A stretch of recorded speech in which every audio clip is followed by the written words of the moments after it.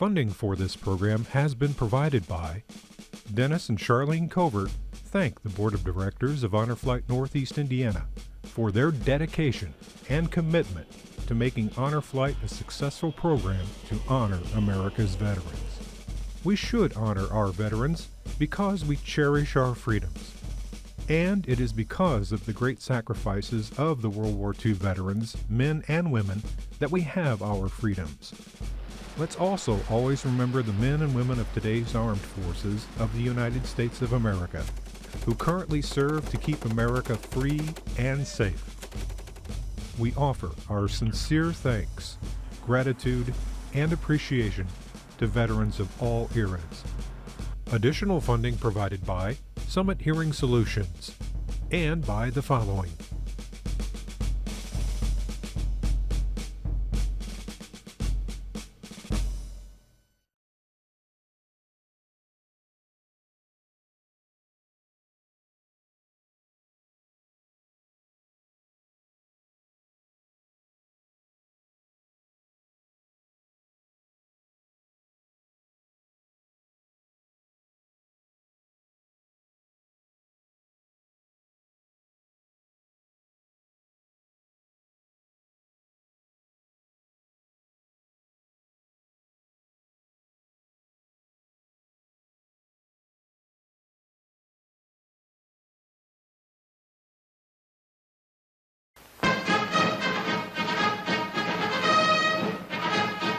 Major General James Gabbin, 38-year-old West Pointer and youngest division commander in the U.S. Army, stands by with his men in the rendezvous area, waiting for his division's last H hour in World War II.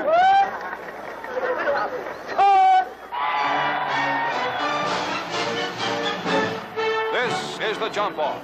This is Operation Homecoming, the last official mission of the all-American 82nd Airborne Division.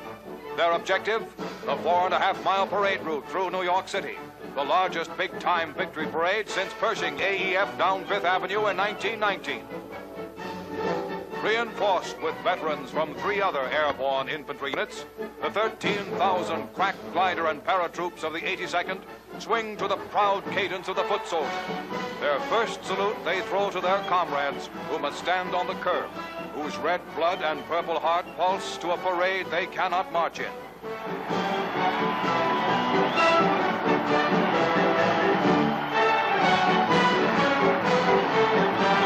Chosen as a typical fighting unit, the 82nd's divisional colors carry 10 battle streamers from this war.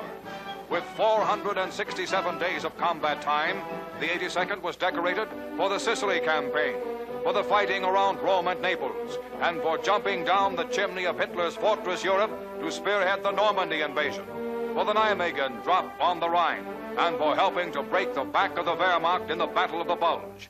These are 13,000, but they stand for 10 million, and they march for many who will never march again.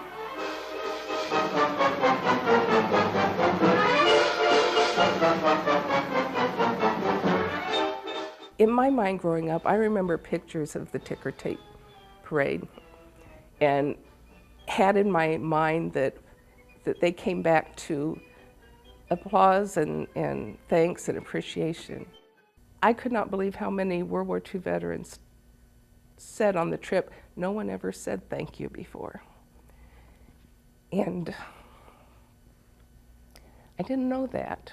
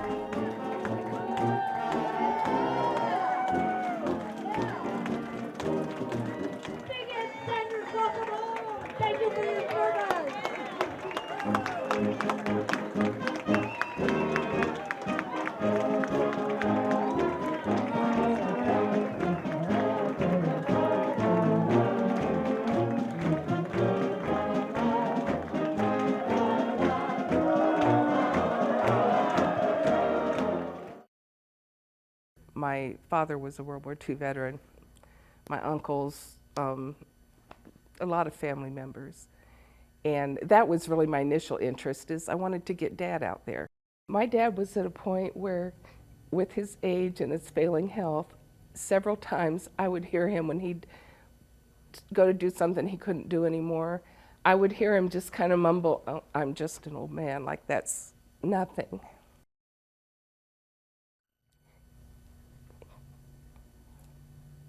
And I look at the life we have that we would not have had they not stood up. And this is just a little bitty thank you. And they need to know, especially now, those who still live, that they are appreciated and they are remembered, and that a lot of us know that without their sacrifice, this would be a whole different world that we'd be living in.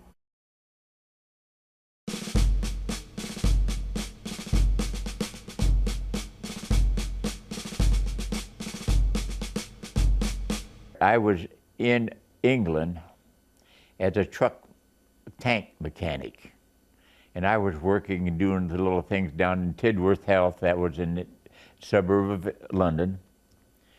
And all of a sudden, everybody was put in the infantry. And we went to Portsmouth, we got on that big boat, and it held 6,000 troops, and we went out in the middle of the channel, and an LST come on side of us, and they let down a ladder, and they started putting us in them LSTs. Now we had to take our little knapsack, throw it in, and we jumped down to it, and you'd get 100 or so on that little LST, and rush us over to Cherbourg. That was France. We slugged, and the enemy slugged back. We slugged harder.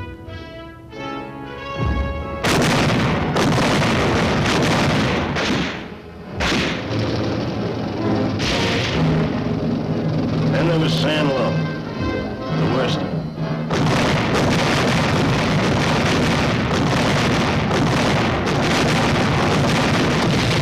But that's where we smashed the best the Nazi could put up. After that, we drove on through France, pushing him over wherever he stood up to fight.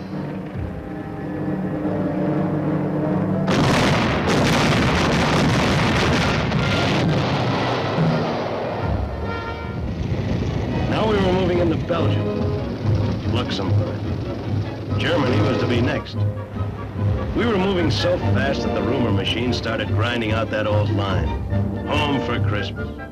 It made no sense, but men will believe anything they want to believe.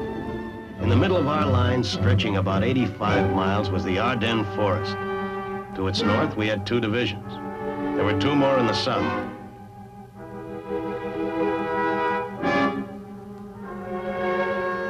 We were using the Ardennes as a combined training and rest area. The Nazi knew that, too. His tanks and forces had been massed under tightest security in concealed areas. Now he lashed out. It was a now or never gamble. With his dwindling reserves of equipment and toughened veterans from the Russian campaigns, he aimed to split us in 2 and drive on to retake Antwerp.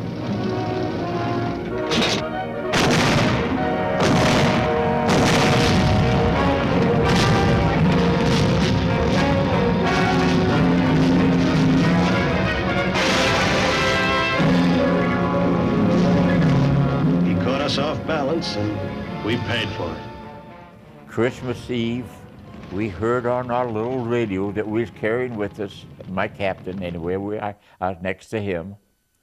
He said, all of our troops are going to have a big Christmas dinner with turkey and chicken and everything nice. Christmas Day, we were surrounded so bad, it was so cold we didn't have nothing to eat. But yet, we heard on the radio where everybody else was. Maybe a few managed some holiday spirit, but for most of us, it was just another day on the job. A soldier's job. The job was going to get tougher. And so was the weather.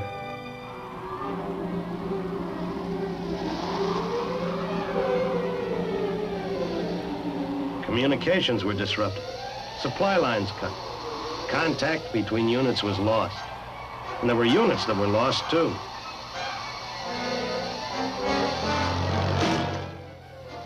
Now, this was Christmas. We went for another couple of weeks going through them snow-covered, and I tell you, it was snow-covered. We slept out in the snow. We couldn't dig foxholes that were so frozen. And we tried our best. We did have overcoats.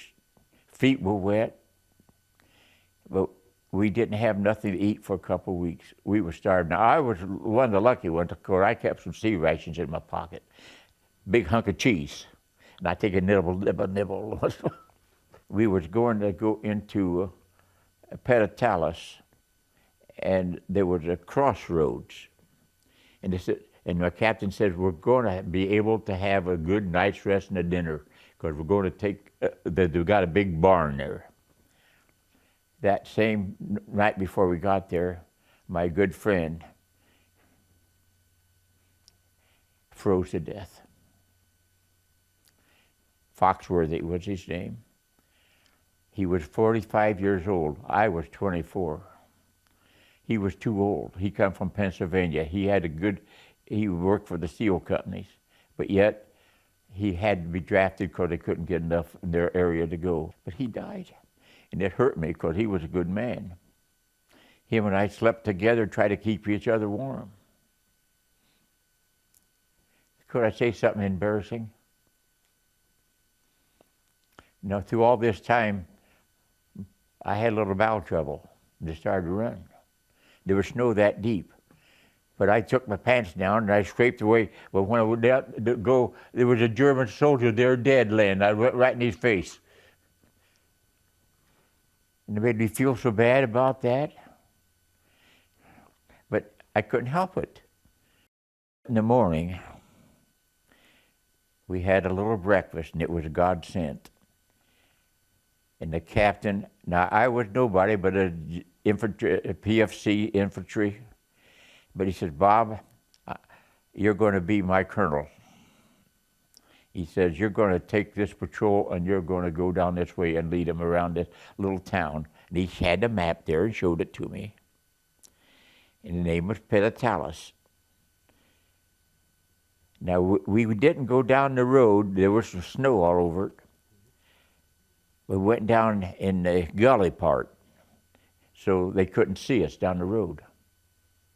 And I had 15 men with me, leading them. And my captain was following us. And we got down to what we call, the Belgians built their homes, just like if 40 by 40, with the stonework up about 4 feet high all around the base of it, then the woodwork up on top, but the house and barn were together. You follow me now? So we grouped in there and we got set, and we seen the town there, which was only about a mile away from it. It was just a little hick town, 10 to 12, a straw stack. And we got down to it and we got driven back. We lost a couple men. And so we went back to that building again. And Captain Daig was his name. He's a good man. But he took an interest in me. He said, Bob, you're going to take another patrol out. And he had that map there showing me what it was. And he says, we've lost our BAR man. You know what a BAR is? It's a Browning automatic rifle. It's different than the M1s, where you put in a clip of 10 shells. BAR will shoot a clip of 15 shells, like brrr, you know. And a bandolier, you know what a bandolier is. And they're heavy. They had all them shells put around me. And the captain and I was standing there together with that map. And I had that BAR in front of me. Now, it's a heavy gun, 15, 20 pounds. And he showed me on that map what he wanted me to do with these boys when I took them around. Because we already been there once and got driven back, but we're going to go in again. make another attack. And there was a straw stack on the other side of the road. But all of a sudden, while we were standing there, an 88 shell come in and busted a hole in that stonework. And it wasn't over a minute later, as the captain and I were standing, another shell come in and hit him right here in the leg. And I was standing that far from him. Now that bent my BAR like this and exploded every shell in it. And he fell over with no leg, and I could see that big blood vein there, shooting out blood up that high. And he reached his hand up and said, "Bob, help, help, help." And here I had a hand here that I couldn't even use. It was all bloody. And I tried to help, and I couldn't. It hurt, and I was hitting the head. And my drawings too at that time, but that BAR saved me. But Captain Digg died, loss of blood. Oh, I tell you, I never seen blood. That big vein coming down through there, that big around, and just shoo, shoo, shoo. And I couldn't. I tried to stop it. I couldn't. And there were 3 or 4 other men in there, in this building, field observers for our artillery. And somewhere in there, they got back and got an aid wagon to come and pick us up. Because I was the only one wounded that wasn't dead. And they took me back to the aid station and put me with several other men and took me into Liège, Belgium, to the hospital. Good morning. Good morning. Bob Foster, Robert Foster. I have it right here, Mr. Foster. You do have? Yes. Well, Thank you. the send-off was something I could never believe. Thank you so much. Have a great day. Enjoy your day. Thank you.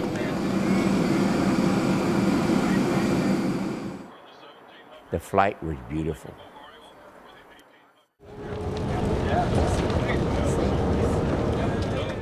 And when we got off, all them thousands of people in that airport, and you know they had the row of flags, and we could walk down in between them, and the people all holding out their hands, wanting to grab you, you know. It made me feel like I was going to heaven, and people were wishing me home.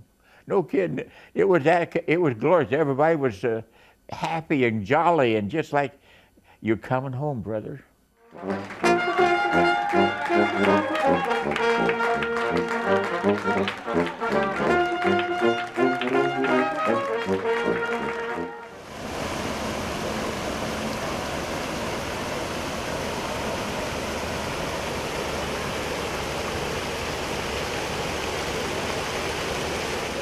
I wanted to come and see what we really paid our life for. I tell you, I had some good friends that never come back, never make it. And how I did. And I'm glad that we can come and see this. We had that urge to defend our country. I mean, that was my thought. I didn't have to go down. I volunteered for this. I had it easy because I had a good job working for the Navy. I was an engineer. I said, "Mom, I gotta go." My dad went. He was hurt in the First World War. And it was just part of our life that we want, that I love my country so much. I wanted my wife to live in a good place. And all these other kids. And how I come back, I don't know. I could say one thing, don't let me insult you, but I think the good Lord had a hand in it.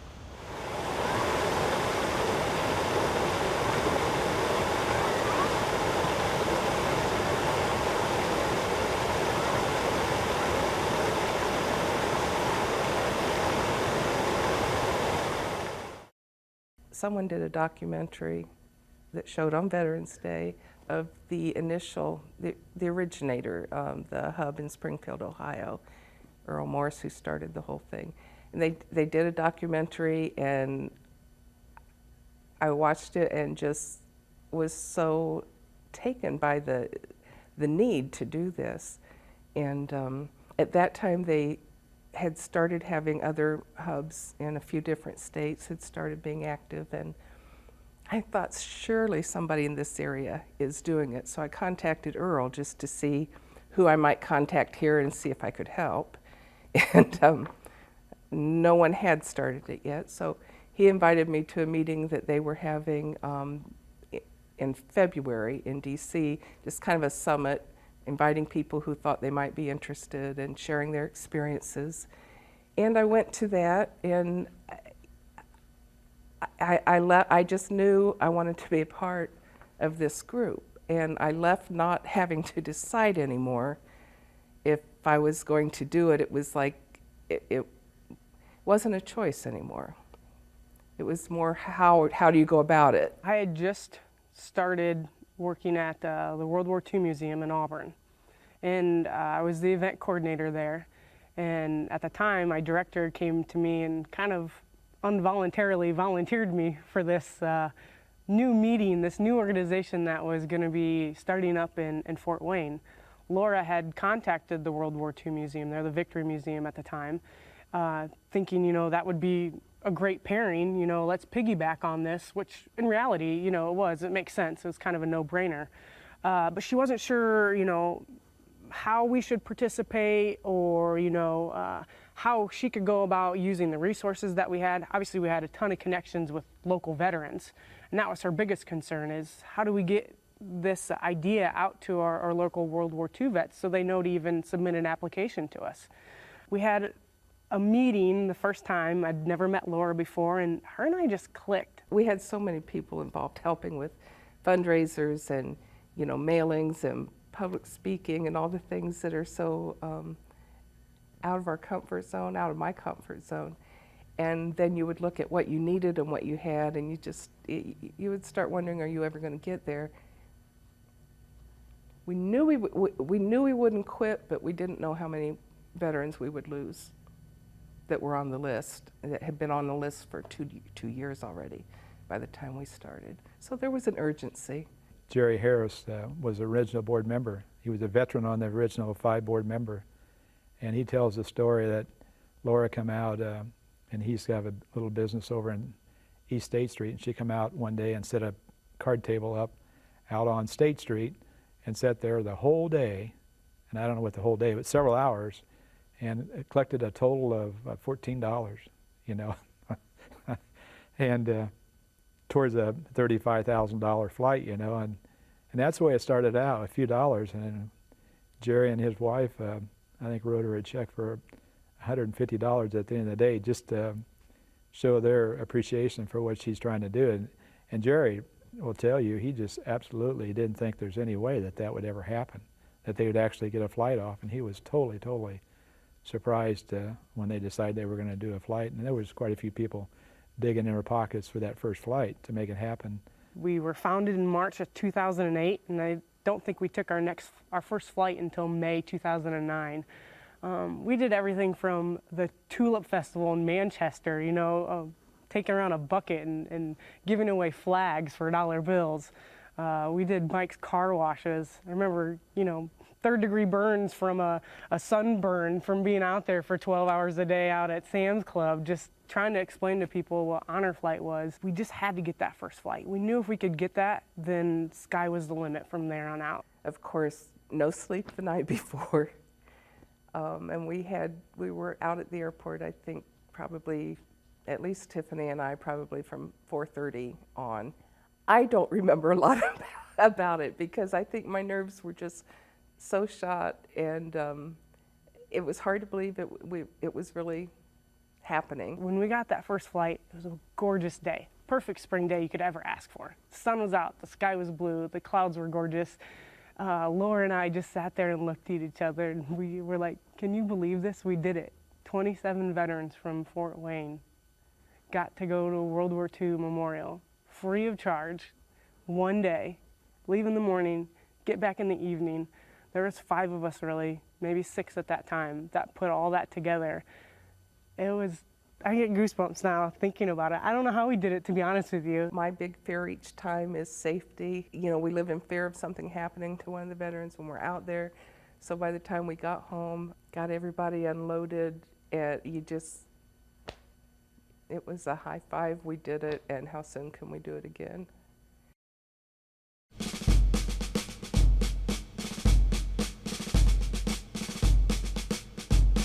My mother and my parents were both always going to help out somebody that was sick or taking food to somebody that was sick. And I just admired my mother for the things that she did. And I either wanted to be a nurse or a school teacher. So since I was enjoying my science studies and about the body and everything, I decided to go to nurses training rather than be a school teacher. And I think that was a wise choice.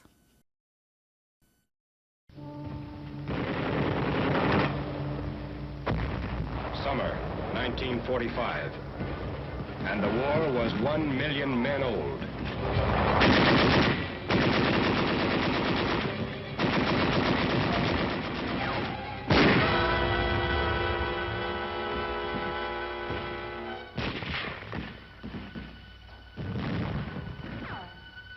Hang on, kid. Keep your eyes shut tight and drink. They're moving you back now. Don't give up. Just hang on. The road back is bumpy and maybe the pain blurs your eyes. But listen. The sound of battle grows dim. And now one question cuts clearly through the haze. Which man will you be? The one who gets hurt and dies? Or the one who gets hurt and lives? When the dizziness stopped, when the fog cleared, an army nurse was at your side. A woman who meant safety and comfort and home to thousands of men before you. A woman who meant all those things to you.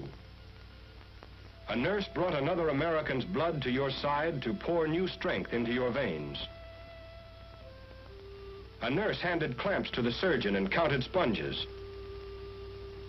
A nurse prepared and administered the anesthetic and watched you constantly for any telltale change in your breathing or blood pressure, all working with the same purpose, to ease the pain of war, to help save lives. My parents, with a big family, were paying all my expenses. And then President Roosevelt had the Cadet Corps come in, and then that took care of my tuition, my board and room, my food, my everything, and they gave us a little bit of money to spend. So that just took this burden off my parents, for which I was very thankful for that. They needed that. We had basic training like the men have it. We marched, we learned to salute.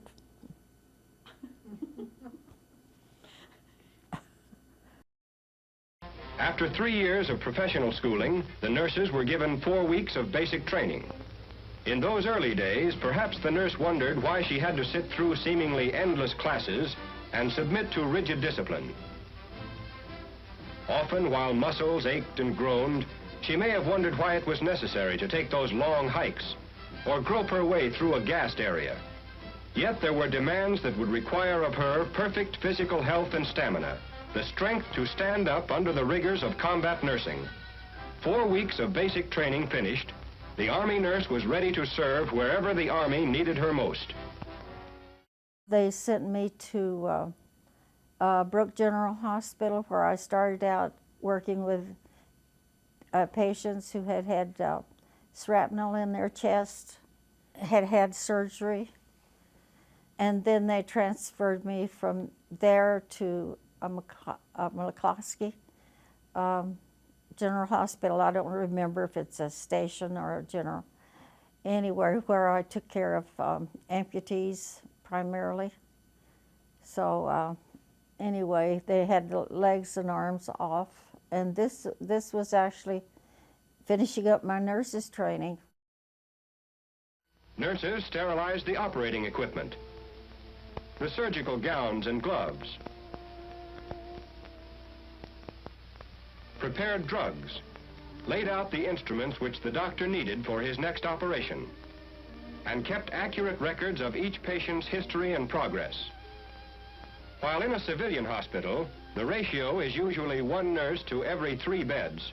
In an Army hospital, it is always many times that number.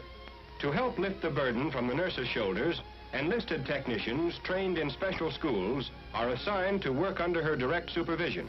I worked on several different wards. I guess they learned that I could handle men quite well, so I worked on a scabies ward, a venereal disease ward, and oh boy, I had to give them, you know, penicillin shots, and it didn't bother me one little bit to give them a shot. I just had them line up, and I had all these penicillin shots all set up in a row, and I just went down the line, you know. I didn't care if I hurt them. But I think I was a pretty good shot giver.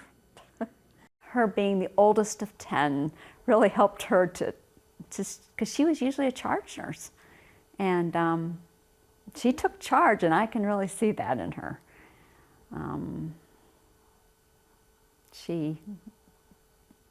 That was not difficult for her. That came natural, I think, her being a lieutenant. She still tells us kids what to do. Another time I know I was working in the emergency room, and I was wrapping somebody, man's leg, and we were the only 2 in that room. I was bandaging his leg, and I don't know what he said to me, but something was, I don't remember what it was, something that was not nice. I think he thought, this lady in a uniform, she's probably just an old hag. And he said something to me that was naughty, and I said, you do not talk to me like that. I will slap your sassy face. One more word out of you, I will slap your sassy face. I didn't take anything off the men, nothing at all.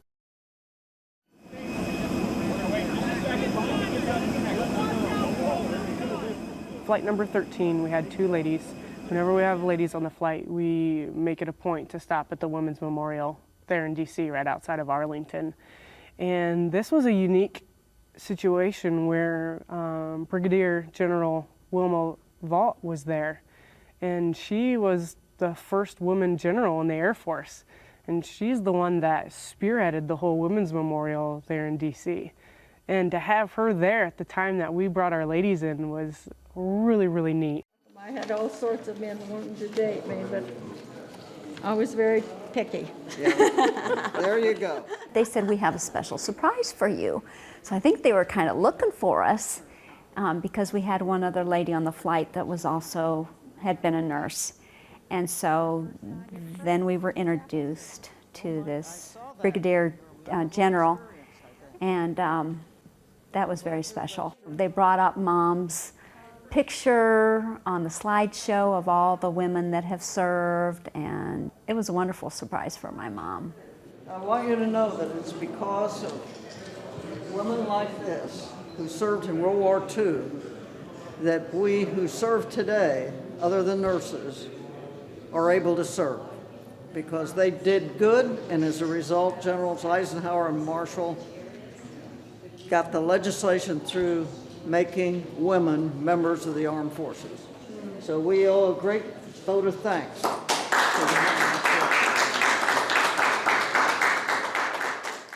I never knew what a vital role those nurses had played in women getting into the military. That was all new to me, that if I understood it correctly, women weren't allowed to be in the service, but just special situations. And so the nurses that served in World War II kind of opened the door for women to be able to enter the military as a full-time basis.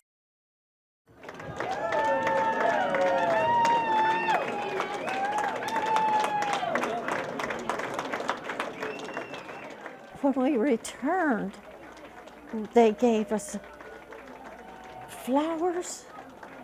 What's your name? What's my name? Bonnie Habecker. Bonnie, welcome home and thank you for your service, sweetheart. That's the last thing I ever expected, was to be honored in such a way. But what a pleasure and what a joy it was. I don't consider myself being that important. I just did my duty, what I was supposed to do. And I enjoyed it. I think it's important to honor our veterans, and I think it's important for our children to see who real heroes are. I learned about it in AP US History about what our veterans did and what they fought for, and it really, really interested me. So my mom, she kind of has been like emphasizing the importance that we do respect our veterans, and I was really excited about it, and I really wanted to see them come off the flight. It was important to me. I'm a combat system officer on rescue C-130s. I've been in for 9 years. And right now I'm at Moody Air Force Base, Georgia. We're here to greet my grandfather back from his trip to DC, honoring him for World War II, and we'd like to be here to honor him for what he did for our country.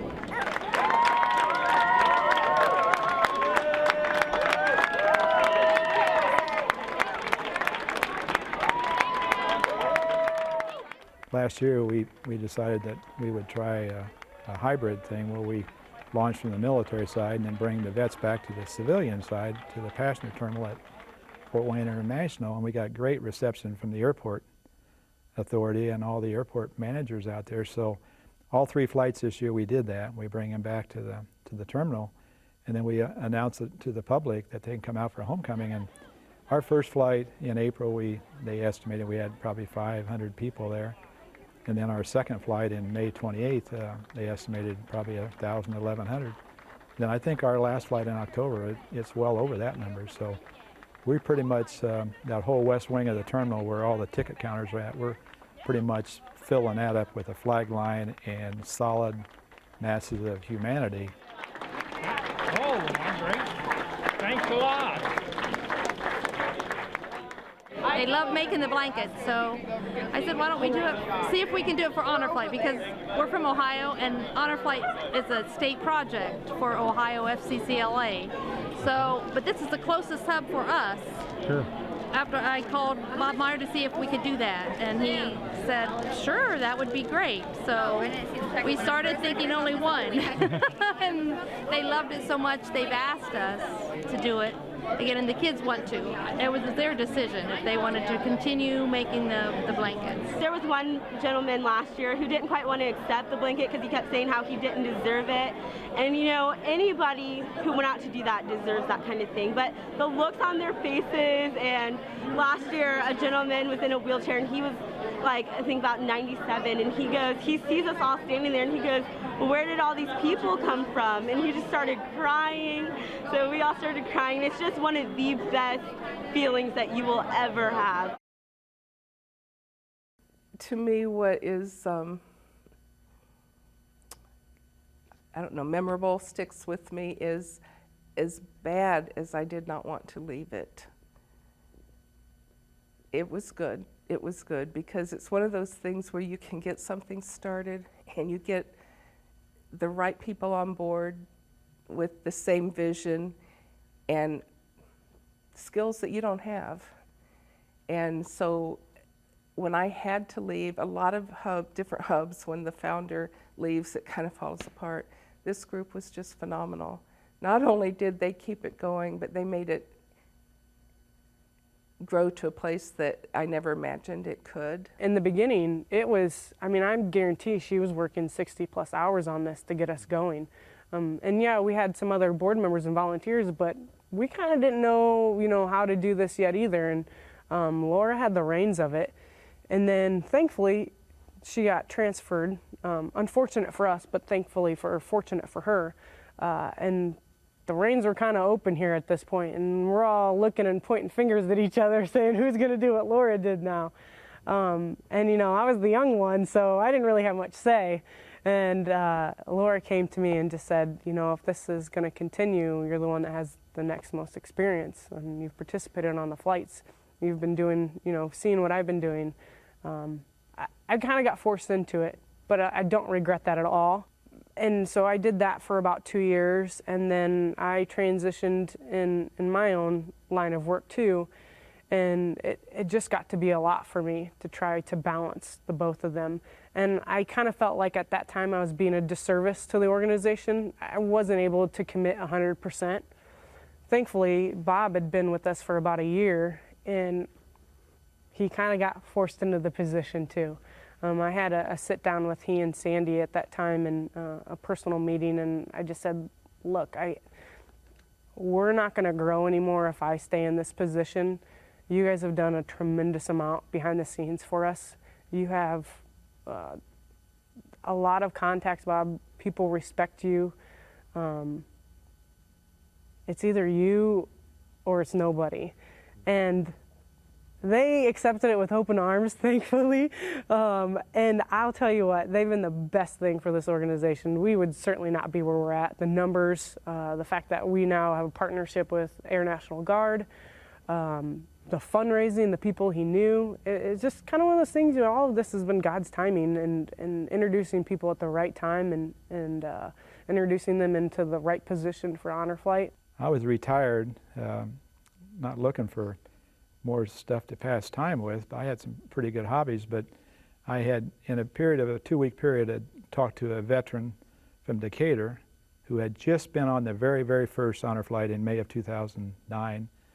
And he was just, we were in a coffee shop out at 9 Mile, and he was just unbelievably excited about how that whole thing was and what happened and how he got treated and all that stuff. And within a 2-week period, I was over at Waynedale Plumbing talking to Homer over there, and he was telling me about this honor flight thing that he was getting ready to go on. So in a period of 2 weeks, I heard from a vet that had just been in one that was getting ready to go on honor flight, and Homer insisted that I call Laura. He said, you need to call Laura. And he didn't ask me, he told me, he ordered me. He said, young man, you need to call Laura because you need something to do. My first flight was on June of 2010, which was their 3rd flight, and I went along as a guardian with 2 different veterans. And it hooks you pretty quick. I had a 32-year career with 122nd Fighter Wing and Full Wing. Colonel Solner was the first wing commander we dealt with, and when he retired, then Colonel Augustine supported us for 6 flights, and then we got Colonel Pat Renwick that's just taken over here in the last month, and he was there for our last flight and very, very, very supportive. So I think our relationship with the Guard at Bear Field will still be there.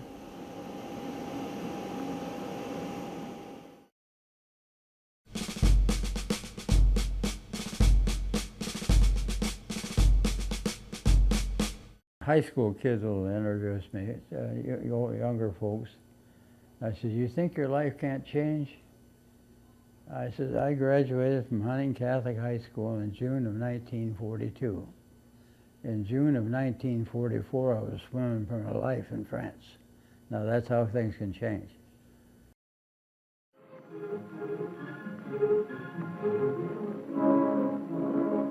June 5th.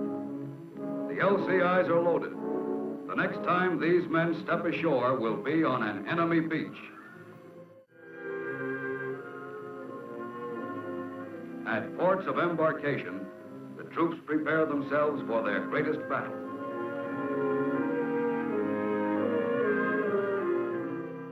We were supposed to go the 5th of June. A channel storm came in. That's where the cold and hot water meets from the Gulf Stream and the North Sea. And a storm can come up in no time over there. So they had to cancel. At 15:30, a Coast Guard flotilla of LCIs leaves, loaded with engineers, medical corpsmen, and infantry.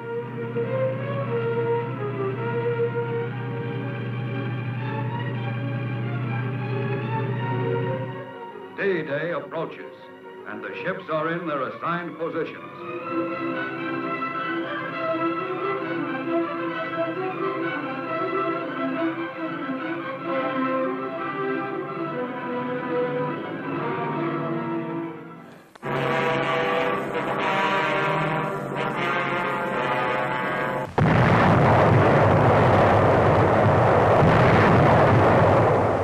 Coastal defenses are softened up for the beach landing.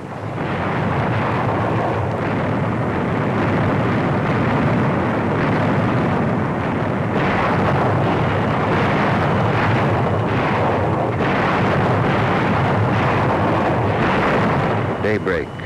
The naval bombardment continues.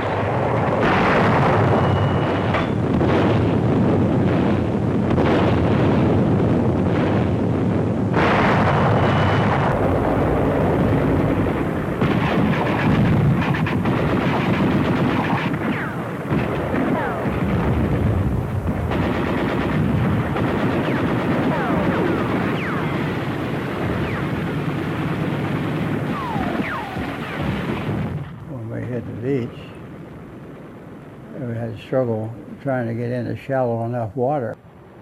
So he backed off and he opened that engine up all it could go.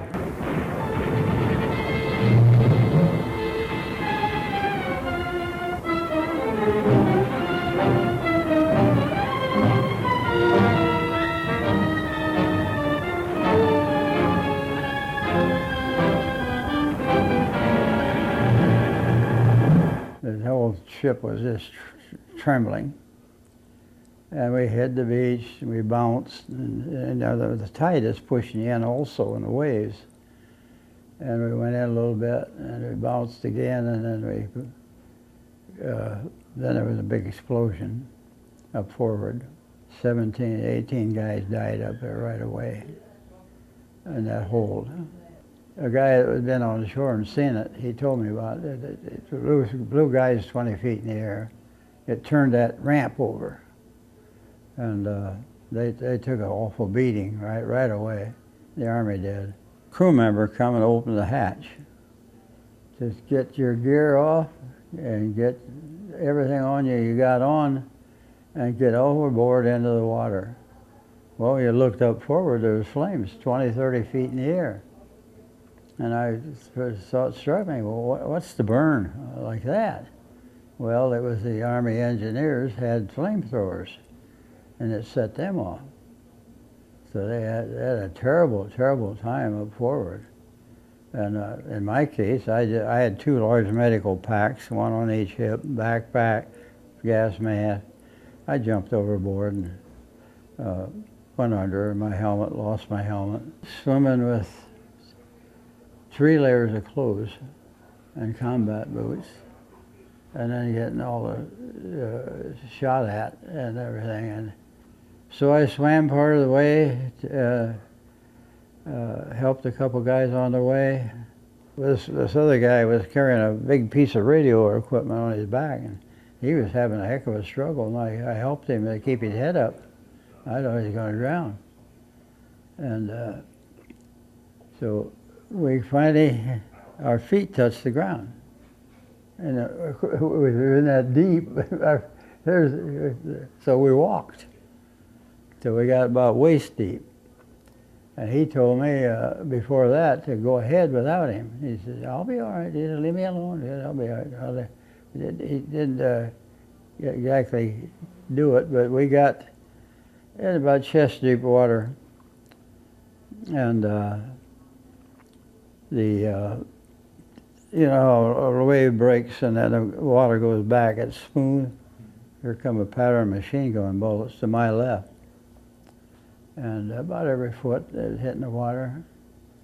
And stopped about that far from me on my left side. Now if he could have swung another foot or two, he could have chopped us both up. It was right here. And that's one of those things you think about all your life. What stopped him? What happened to that guy? Did he run out of ammunition? Or did he get hit? Or what? You think about that all the time. What stopped it? I like to say guardian angel. Could have been, because I had help from him on other things. The Army went over the seawall. The word was out. If we stay here, the mortars are going to kill us all, because mortars can go like this. Artillery can't. And so General Cota, I think his name was, he organized things. And I happened to be by a machine gun crew. He said, when you hear the whistle blow, we ain't going to die here, we're going to die going up there and getting them. And that's what happened. They worked their way up that hill. This was Normandy on June 6, 1944. Dead lay on the beaches. In the shelter of the cliffs, cared for wounded as best they could. Every death or wound that day was history, whether it was an invader or the Heron folk, the men who set out to conquer the world. The look in the eyes of the men who had seen us crack their Atlantic wall was history. We were in France.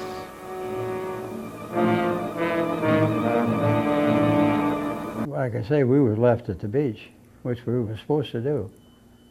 And me and my buddy, the guy I was with, was supposed to move west to find where our beachmaster was, our company commander, and his officers and men. And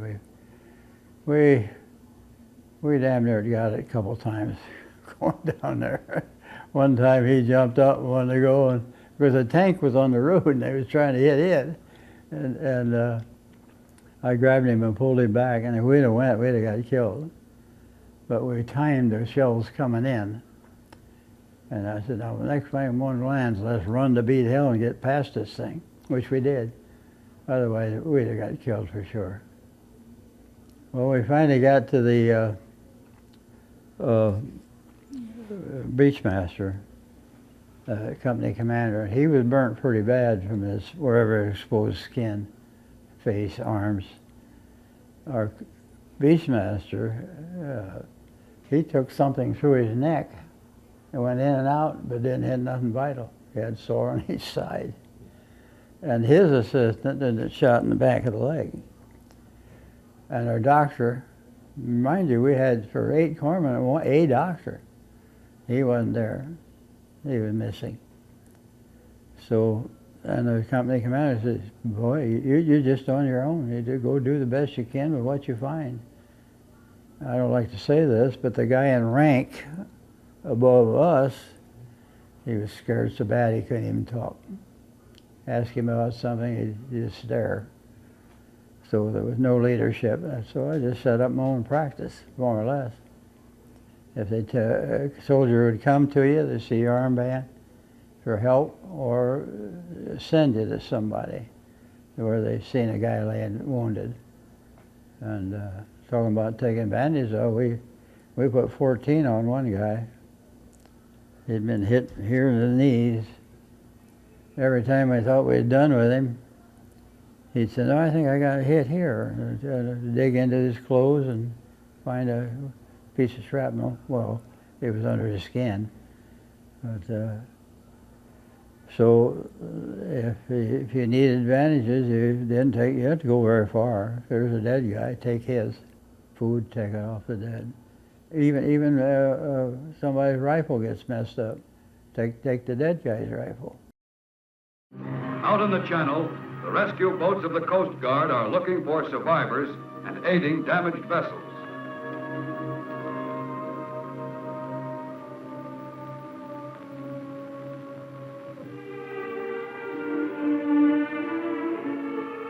And the hospital ships are waiting for the wounded. The assault, the first guys that went in, I forget how many there was on the whole beach, a couple 100,000 guys invading.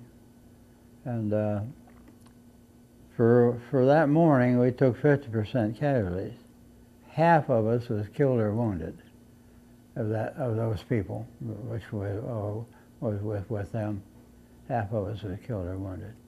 It was the evening of the third day. Now, 2 nights in a row, I had to go around and tell these guys, you're not going to get off here tonight, because no boats will stay.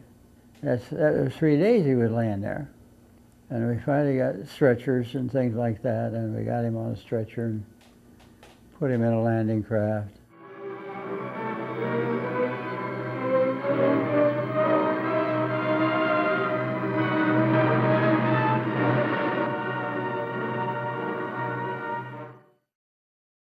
He's buried, dead, killed. He's a hero to me.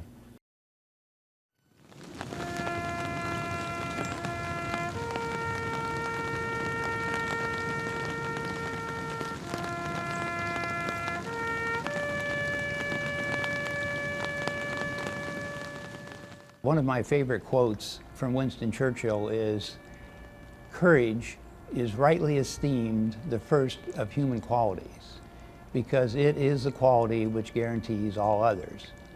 And that quote is engraved in stone at the memorial, the Air Force Memorial in Washington. And when you stop and think about that quote and stop and think about the courage, how much courage did it take for the 80 volunteer airmen of the Doolittle Raiders to take off in 16 planes from an aircraft carrier to bomb Japan, knowing that even if they survived and completed their mission, they were probably going to have to land at bases spread all over China. How much courage did it take to land on Tarawa, Iwo Jima, Normandy beaches, or hundreds of other places? Or how much courage did it take to volunteer to serve in the submarine service? These men and women rose to the occasion, they accepted the challenge, and they carried out their mission. And now, Honor Flight Northeast Indiana wants to show the nation's appreciation by taking these veterans to Washington to see the memorial that was built for them.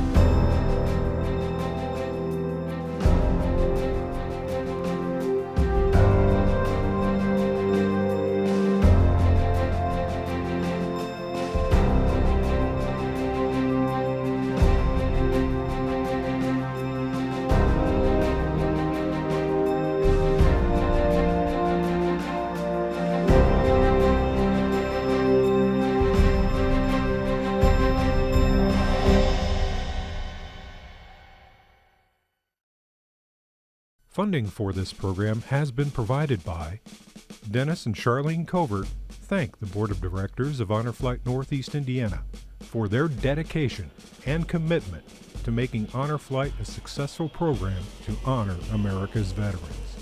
We should honor our veterans because we cherish our freedoms. And it is because of the great sacrifices of the World War II veterans, men and women, that we have our freedoms. Let's also always remember the men and women of today's armed forces of the United States of America, who currently serve to keep America free and safe. We offer our sincere thanks, gratitude, and appreciation to veterans of all eras. Additional funding provided by Summit Hearing Solutions and by the following: